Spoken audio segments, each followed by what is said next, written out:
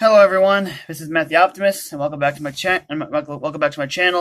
And it's been a couple of days because I've been busy watching some amazing atheist YouTube videos. I've been with my special needs program for my Halloween dance yesterday, and today I was at a STEM fest at I can't even remember what the town is. Sorry, but this is my third and final part of my research on the issues on coach abuse.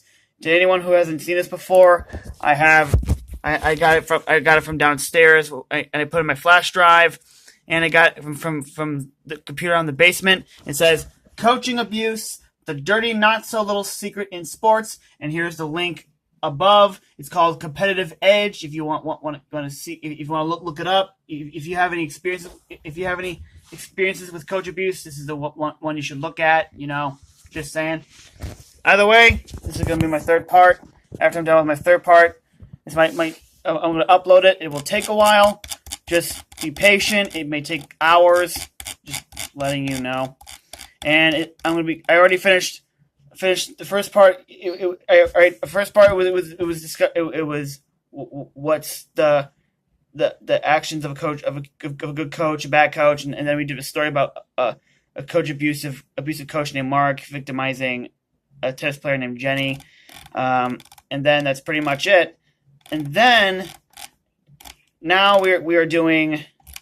Hold on, okay. Now I'm on the third part right here, and it shows here the advice to athletes, parents, and coaches on how to deal with coach abuse. So, if anyone who doesn't want to see this video because you are skeptical with it, or you may not like the previous two videos, don't watch this one, or probably anything else like that. If it's too much for you to hear, or if it's too hard for you to hear, get off it if you want, or press the dislike button, press the thumbs down button if you want.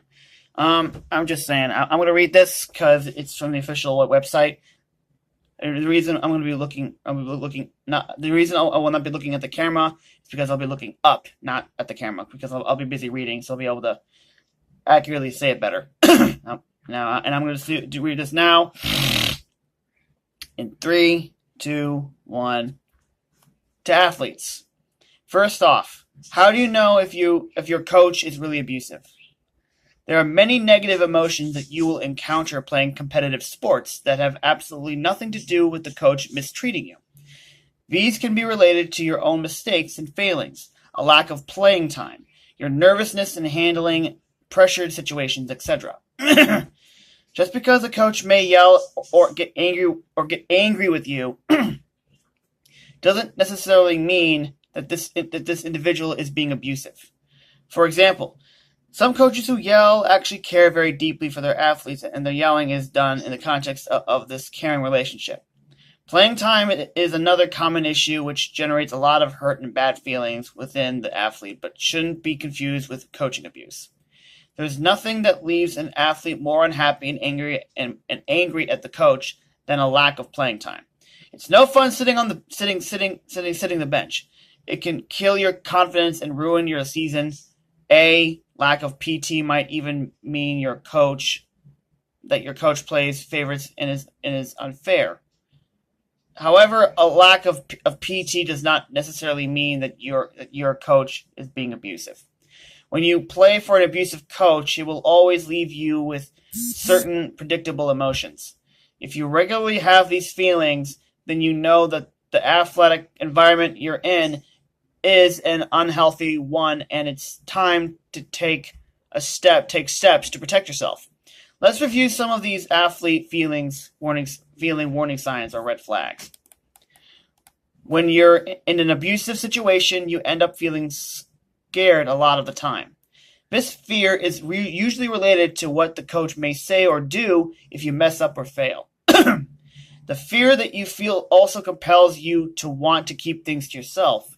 Abusive coaches uses this fear to manipulate athletes and prevent them from talking about the coaching situation with the other adults who might not be able to help. If you're getting threatening messages from the coach, that you better not tell anyone about the incidents happening in practice, or else a red flag should go up in your mind. If you spend a lot of time feeling guilty about things that you've supposedly done wrong, then another red flag should go up. Feeling regularly embarrassed and or humiliated by the coach in front of the teammates and spectators is also a red flag. Being excessively worried about losing or making a mistake is a red flag, as is a feeling like you are walking on eggshells whenever you're around the coach. That is, if you say and or do the wrong things, the coach could have a meltdown. If you find yourself trying to explain I'm having pragmatic speech issues, so I'm really sorry. If you find yourself trying to explain to yourself or rationalize why the coach's bad behaviors and mistreatment were really your fault, then chances are high that you're stuck with an abusive coach. If you continuously feel bad about yourself and this lack of confidence is reinforced by the coach's comments, and this is another red flag. What if your coach regularly leaves you feeling this way? What then? Probably the most important step for you to take when you find yourself being abused by a coach is to immediately get yourself out of the abusive environment. I don't care how much you love the game or how important it is for you to be on this team. Playing for an abusive coach will ultimately kill the joy you feel and damage you as a person. Staying with abusive individuals in any situation will hurt your self-image, lower your self-esteem, and leave you feeling depressed and worthless. Perhaps the very first step in getting out of an abusive coaching situation might be to gather up your courage and tell your parents and or other responsible adults about what has been going on. Never ever keep abuse a secret. Do not protect the coach. Instead, you must take care of yourself. This is especially true if the coach has directly threatened you or the other teammates with negative consequences should you tell anyone. My feeling, blow the whistle on the bully and blow it loudly and hard. Sometimes abusive coaches will manipulate you into believing that if you tell parents or anyone else about what's going on, then that's a sign that you are weak. Actually, the opposite is true. Standing up to an abuser and reporting him or her is a sign of great strength. In essence, you are making the healthy, self-protective statement. I will no longer allow you to mistreat me this way because I value myself too much. This is a very important statement for you to make to any individual who is physically or emotionally hurting you. Do not try to tough it out. When it comes to this kind of abusive behavior, the healthy thing to do is quickly remove yourself from the situation and report the abuser.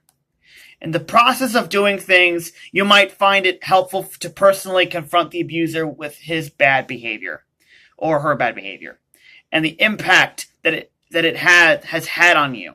For younger athletes and older athletes, this is near impossible without the aid of their parents or their loved ones or their beloved or some other person you care about.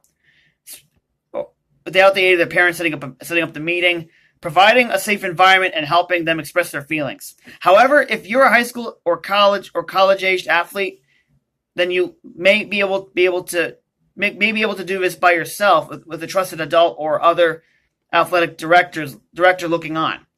Look at the abuser in the eyes and let him or her know exactly how you feel about his or her mistreatment of you. If this is too difficult to do, then write the abusive coach a letter and be sure to send copies to the athletic director and other appropriate involved adults. Do not let abusive coaches get away with their bad behavior. Remember, if this coach has hurt you badly and you don't say anything, then chances are very good that he or she will go on to hurt other athletes just like yourself or just like you. Now to the parents. If you have reason to believe that your child is in an abusive situation with a coach, then your job as a parent is quite simple. Get your son or daughter out of there ASAP. Do not ever keep your child on a team working with a coach if that coach is being physically, emotionally, or verbally abusive to your child. It doesn't matter if this is the only show in town. It doesn't matter if this coach is the guy to go if you want your child to achieve great success. It doesn't even matter if this coach has worked with the Olympic gold medalists. It doesn't even matter if your child begs you to let him or her stay with that coach. If your child is being abused, the only thing that matters is keeping him or her safe. How do you know if abuse is going on? As a parent, you must closely monitor your child's athletic experience. Are they continuing to have fun? Do they look forward to going to practice? What kinds of things do they say about the coach? Oftentimes, your kids won't report very much about the goings on in practice. If that's the case, then it's up to you to keep tabs on their mood, attitude, and behaviors. Be alert to change in the normal behaviors. Has their eating or sleeping habits changed in any way? Are they suddenly out of love with their sport?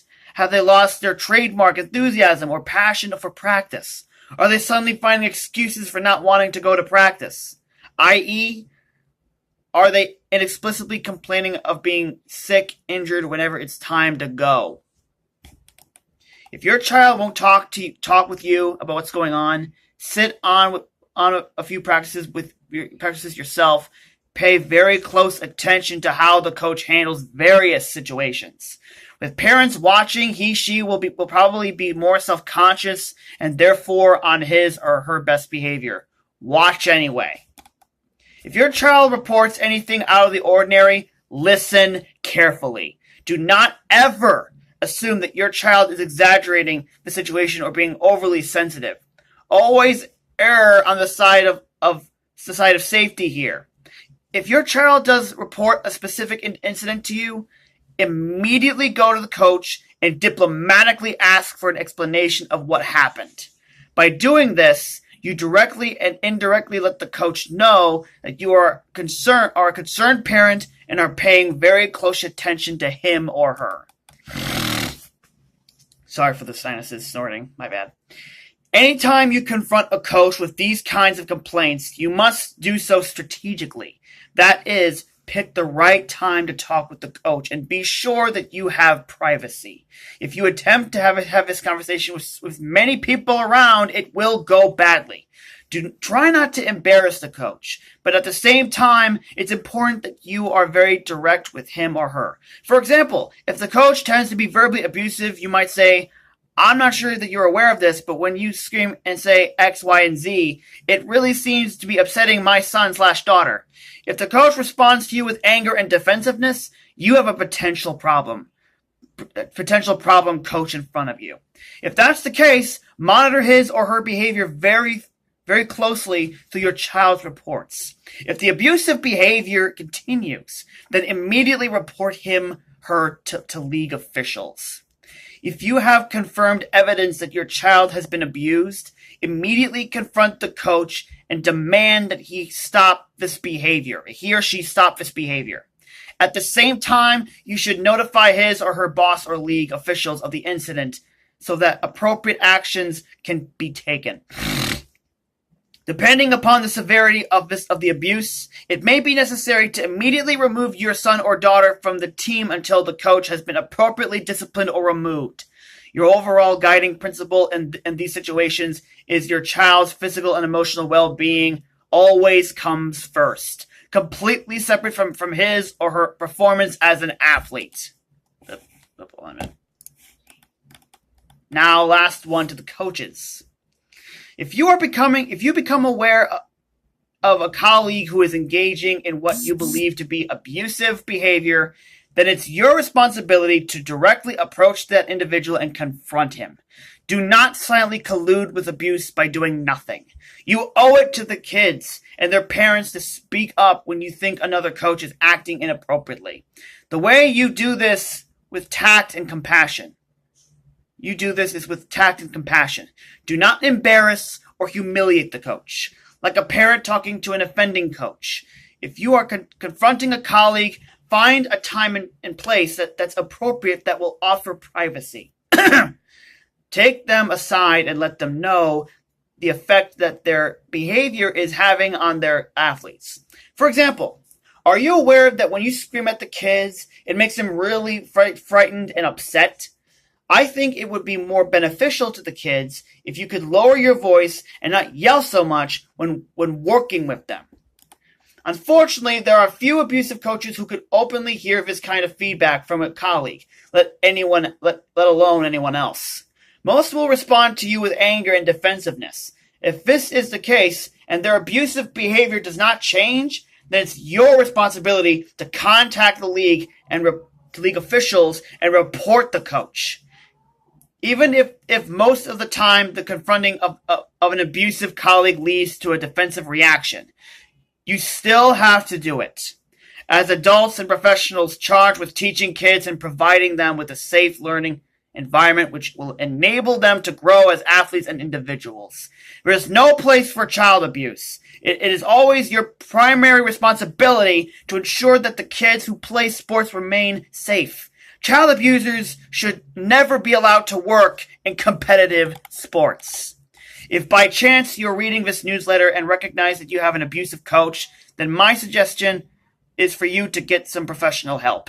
It's quite common for those who regularly abuse to be victims of abuse themselves. Many abusive coaches were abused as children by either their parents or coaches. The only way to stop this insidious cycle is to directly work on the issues with a trained. Oh, that's pretty much it.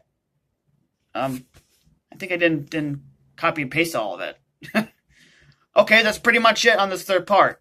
I made a mistake on that last part there, but I'm only human, so if you like this video, like, comment, subscribe, and if you have any experiences with coach abuse by your athletes in NFL, NBA, other sport company, or high school or college, report it. Speak up. Speak out on video. Speak up and speak